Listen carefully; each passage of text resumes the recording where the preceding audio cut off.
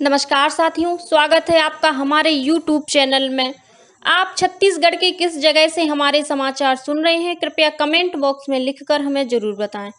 रायपुर से प्रस्तुत हैं छत्तीसगढ़ के समाचारों के साथ मैं रजनी शुक्ला। पहले मुख्य समाचार।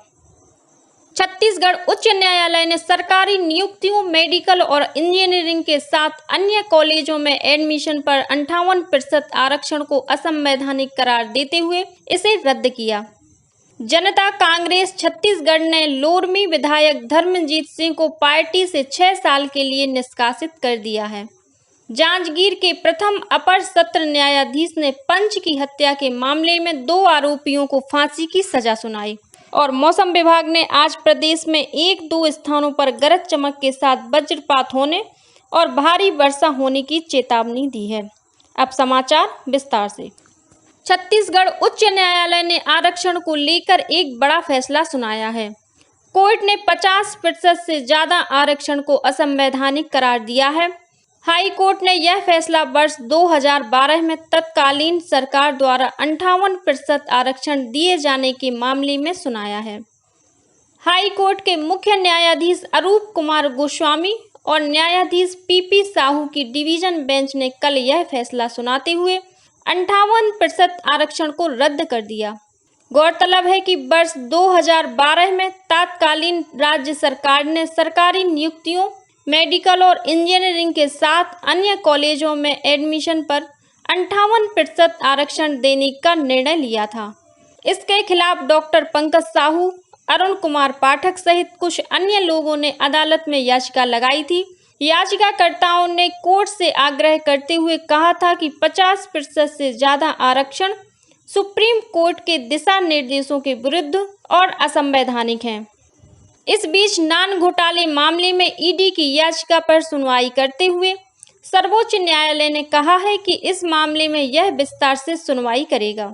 मुख्य न्यायाधीश उदय उमेश ललित की अध्यक्षता वाली बेंच ने छत्तीसगढ़ और इससे संबंधित पक्षों को सीलबंद लिफाफे में रिपोर्ट और संबंधित सामग्री प्रस्तुत करने का निर्देश देते हुए कहा कि इस मामले में विस्तार से सुनवाई आगामी 26 सितंबर को की जाएगी। जनता कांग्रेस छत्तीसगढ़ ने लोरमी विधायक धर्मजीत सिंह को पार्टी से 6 साल के लिए निष्कासित कर दिया है। पार्टी की राष्ट्रीय अध्यक्ष डॉक्टर रेणु जोगी और अमित जोगी ने विधानसभा अध्यक्ष डॉक्टर चरण दास महंत को उनके निष्कासन के संबंध में पत्र सौंपा है। पत्र में कहा गया है कि विधायक धर्मजीत सिंह द्वारा अनुसूचित जाति, जनजाति, गरीब पिछड़ा वर्ग समाज की उपेक्षा सहित जनता कांग्रेस छत्तीसगढ़ के संस्थापक स्वर्गीय अजीत जोगी के सिद्धांतों के विरुद्ध कार्य करने की वजह से उन्हें पार्टी से निष्कासित किया गया है। इस बीच विधायक धर्मजीत सिंह ने कल रायपुर में पत्रकारों से चर्चा करते हुए आरोप लगाया कि जनता कांग्रेस छत्तीसगढ़ के नेता अमित जोगी ने उनसे और उनकी पत्नी के साथ दुर्व्यवहार किया है। पीएम आशा अभियान के तहत प्रदेश में आगामी 17 अक्टूबर से उड़द और मूंग की समर्थन मूल्य पर खरीदी शुरू की जाएगी, जो 16 दिसंबर तक चलेगी। वहीं अरहर की खरीदी अगले वर्ष 13 मार्च से 22 मई तक की जाएगी। मूंग और उड़द की खरीदी 6,600 प्रति क्विंटल की दर से की जाएगी।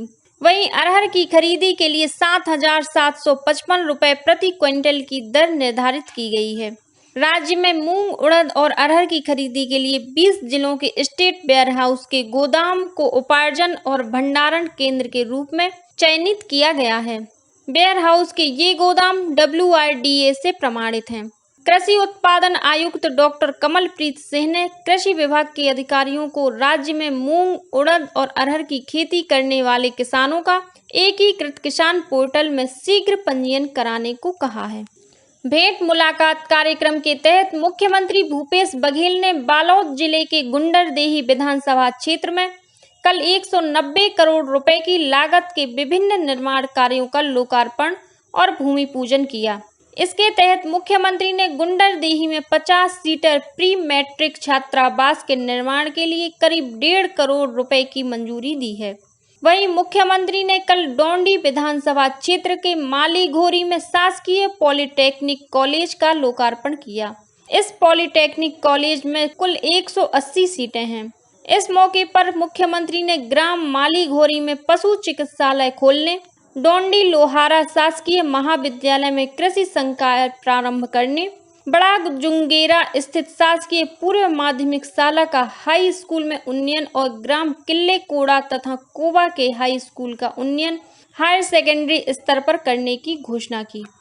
भारतीय जनता पार्टी द्वारा प्रधानमंत्री नरेंद्र मोदी के जन्म दिवस के उपलक्ष्य में छत्तीसगढ़ सहित देश भर में सेवा पखवाड़ा मनाया जा रहा है। इसी कड़ी में आज से 23 सितंबर तक दुर्ग भिलाई में जिला स्तर पर स्वच्छता अभियान के तहत अनेक कार्यक्रम आयोजित किए जाएंगे।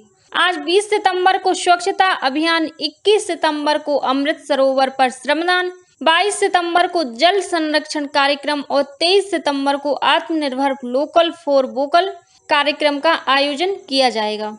कार्यक्रम में राज्यसभा सांसद सरोज पांडेय, सांसद विजय बघेल सहित पार्टी के वरिष्ठ नेता शामिल होंगे। जांजगीर के प्रथम अपर सत्र न्यायाधीश सुरेश जून ने पंच की हत्या के मामले में 2 आरोपियों को फांसी की सजा सुनाई है। साथ ही आरोपियों पर 50-50 हजार रुपए का अर्थदंड भी लगाया है। गौरतलब है कि इन दोनों आरोपियों ने पिछले वर्ष सिवनी नारायण थाना क्षेत्र के तुसमा गांव के पंच की हत्या कर दी थी।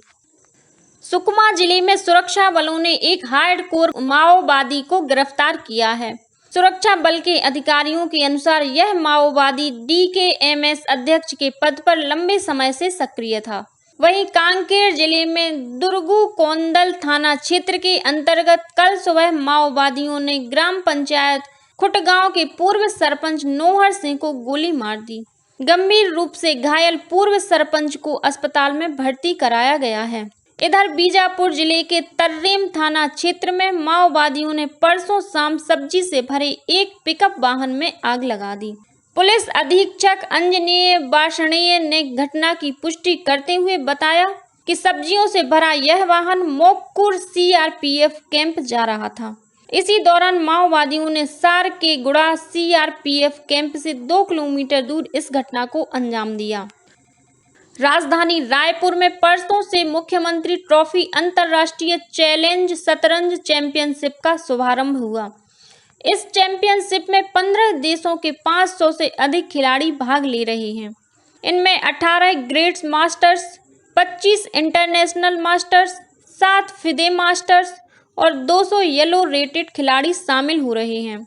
शुभारंभ अवसर पर अंतर्राष्ट्रीय शतरंज एडवाइजरी शतरंज बोर्ड के अध्यक्ष और भारतीय शतरंज संघ के महासचिव भरत सिंह चौहान ने कहा कि इस आयोजन से छत्तीसगढ़ के खिलाड़ियों को बेहतर प्लेटफॉर्म मिलेगा। पश्चिम रेलवे के राजकोट रेल मंडल के जेतलसर जंक्शन में नॉन इंटरलॉकिंग का कार्य किया जाएगा। इस वजह से 2 गाड़ियों को परिवर्तित मार्ग से चलाया जाएगा।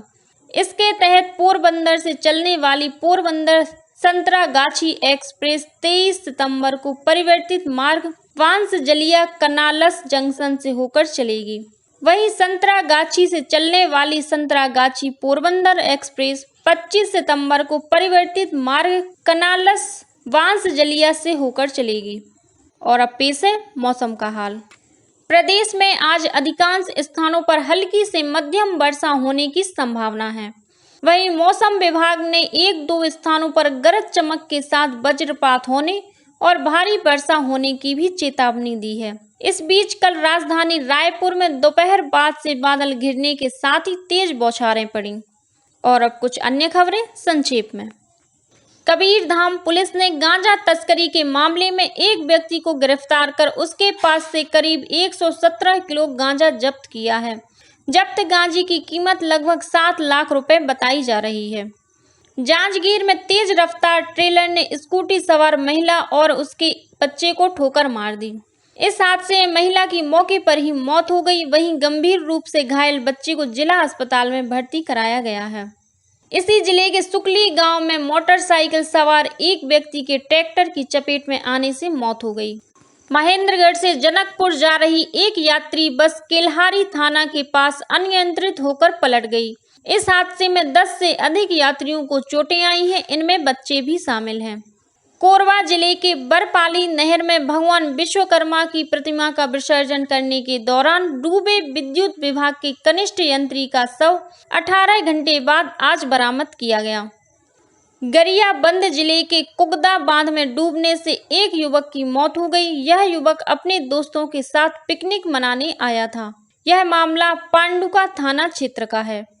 और महासमुंद में आज से 22वीं राज्य स्तरीय शालेय क्रीड़ा प्रतियोगिता शुरू होगी। इसके अंतर्गत 14 से 19 आयु वर्ग में बालक बालिकाओं के लिए handball, kho kho, volleyball, rugby, शतरंज और बैडमिंटन की स्पर्धाएं आयोजित की जाएंगी। कोरिया जिले के रमदहा जलप्रपात में दुर्घटनाओं को रोकने के लिए जिला प्रशासन ने जलप्रपात के आसपास पुख्ता प्रबंध करने का निर्णय लिया है। जिला प्रशासन द्वारा इस वाटरफॉल के नजदीक जाकर नहाने, तैरने और सेल्फी लेने पर रोक लगाने के लिए 500 मीटर के दायरे में रेलिंग लगाई जाएगी। गौरतलब है कि बीते दिनों मध्य प्रदेश के सिंगरौली जिले के 6 पर्यटकों की इस जलप्रपात में डूबने से मौत हो गई थी। इसी के साथ छत्तीसगढ़ के समाचारों का ये बुलेटिन समाप्त हुआ।